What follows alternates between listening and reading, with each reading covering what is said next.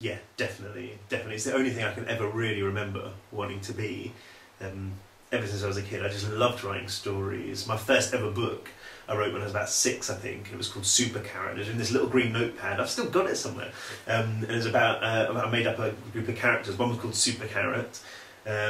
He was the hero. And he had a sidekick called Karate Tom, who was a tomato that did karate, surprisingly enough.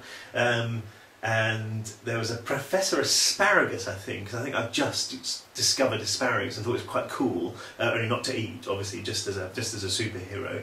And there was who was the baddie? The bad guy was Cider Strawberry, because I thought cider was made out of strawberries, and yeah, it was rubbish. But the kind of making a book and making the cover to go on the book, and it was just the best feeling ever. And so yeah, ever since then, really, I've just really enjoyed writing stories, and it is, yeah, it's the dream job. It's an absolute dream job. So yeah, I think being a writer is the best thing in the world.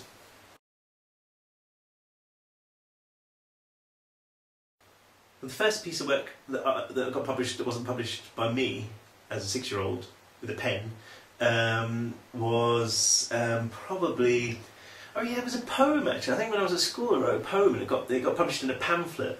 But I don't know what happened, but like either the editor or the copy editor or someone took out like half the lines and replaced them with different ones. And it didn't make any sense. And people were saying, "Oh, that's great, Gordon, you got a poem in a book," and they read it and they think, "That's actually really crap." And it probably was crap anyway, but it was even crapper the way they'd done it. So my first experience of having something published was actually just like the most bitter disappointment that I'd ever experienced. But fortunately, it didn't put me off.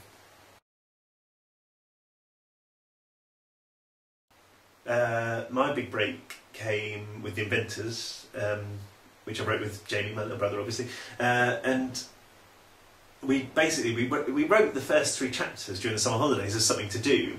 And although we'd kind of planned out the rest of the book a little bit, you know, we kind of knew what was going. We'd kind of come up with a lot of the inventions and kind of drawn pictures of a lot of the characters and things. We'd only written those 3 chapters, and we moved on to other things. And but it was just before the end of the summer holidays, I think, that Jamie spotted a competition called the Wow Factor competition, and he said we should enter it. And so I thought, well, it won't do any harm, will it? So we entered the book in the competition.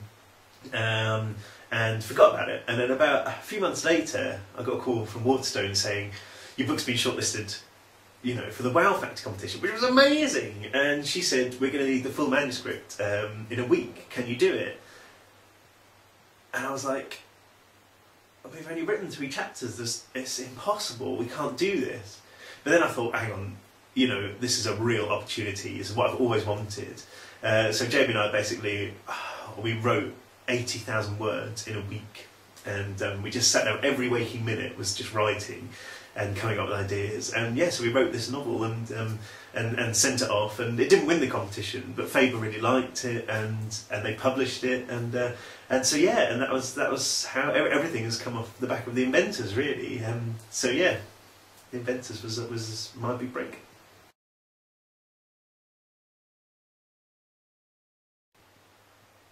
Having the book published, had my first book published, The Inventors, first fiction book published back in 2007. It was just the best day of my life when Faber sent the first copy in an envelope, and Jamie and I opened it. We were kind of just in kind of palpitations of excitement, and just taking the book out and seeing it. It was incredible. And you know, because I've wanted to be a writer my entire life, as long as I can remember.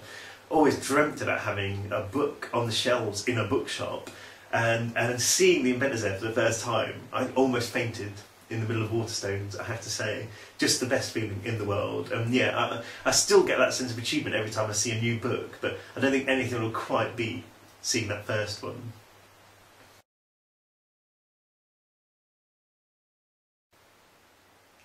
I think probably not starting to write seriously until, you know, a few years ago, because I used to write all the time when I was a kid, and then I stopped to be a bit more serious for a while and get a job, and although I always wanted to write, I never really did. Especially I never really wrote children's stuff, and I wish I'd started writing about 10 years ago. And I feel really lucky in a way to have got this far before I'm 30, or I'm 30 in about 20 days. But you know, if I'd done all this when I was 20, I'd have had a 10-year head start. So that's probably, I mean, I don't really have many regrets, I have to say. But I think that's probably one of them, not starting all this a little bit earlier.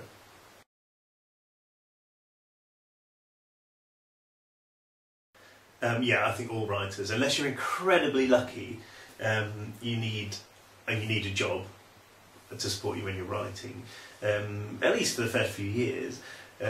So yeah, I used to, my job was writing as well, and I used to write for magazines like the X-Files magazine and Midsummer Murders magazine, and the best, Scooby-Doo, which was great in a way because it involved a lot of research into science, and so it always gave me lots of ideas. And writing Scooby-Doo was amazing because you basically write a 4-page comic, and kind of training yourself to condense a story into 4 pages was really, really, really good experience. And I must have written dozens of these things, and I will always be one of my fondest memories is writing stories for Scooby-Doo because it was just so much fun. So yeah, that was my job when I was writing.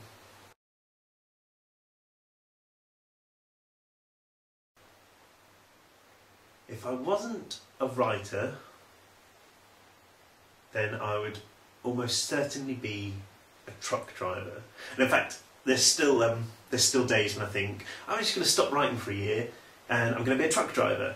I just think it would be the best job, especially if, like, you know, you're in America and you just get to drive from one side of America to the other, and in one of these massive, like, 18-wheeler or 26 million wheel truck, or I don't know how many wheels they've got, that just kind of driving across. It's just, you've got all that freedom.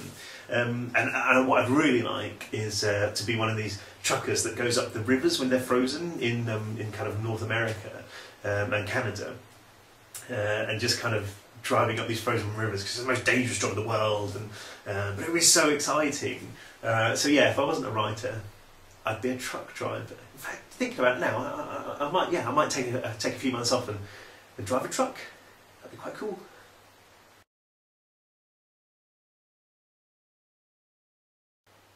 The best part of the experience, well, there's just lots. I mean, there's just an endless run of great things. I mean, seeing the books when they're published is amazing. Writing the stories is amazing. Getting letters from readers who've enjoyed it is probably the most amazing thing. It's just great when you open up an envelope and there's a letter from somebody who's enjoyed your book. It just really brings a smile to your face. So yeah, I think every single thing about being a writer is just incredible. I feel really, really lucky to be able to have this job. I can't think of any negative thing about it. No.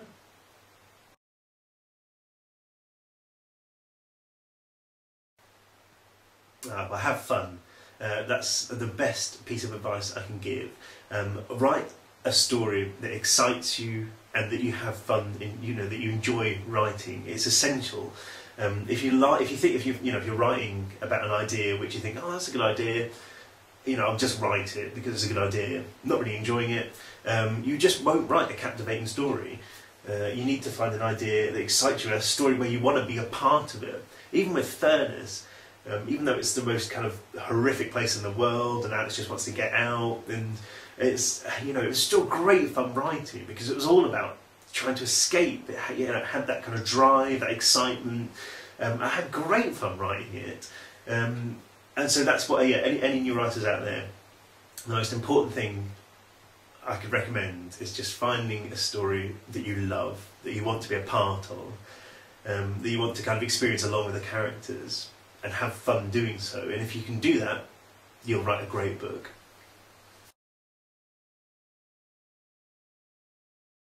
I don't know, I've never really thought about it. I love words. I think words are great in general. If I was going to have a word as a pet, then I'd pick something cute and unusual, something like Bibble. I think Bibble would be, I can just see Bibble as a word. It would be quite about that big. You have these great big eyes, and it would be really cute. And yeah, so Bibble would be my favourite word.